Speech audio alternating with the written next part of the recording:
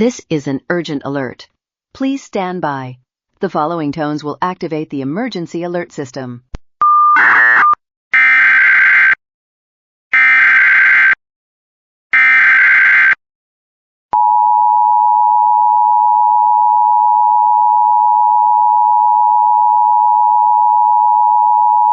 A civil authority has issued child abduction emergency for the following counties or areas: Los Angeles, Orange, California, at 8:57 p.m. on May 22, 2026, effective until 10:57 p.m.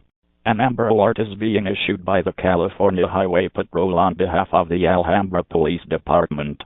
On May 22, 2026, at 5:25 p.m., Rami Caden was taken from Alhambra, California.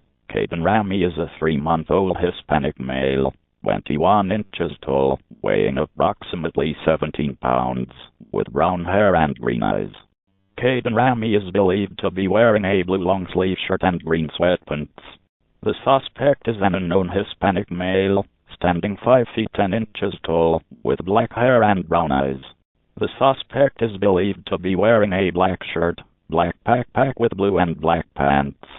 The suspect was last seen driving a 2015 black Honda Civic, with California license plate number 7KFZ167. If seen, call 911.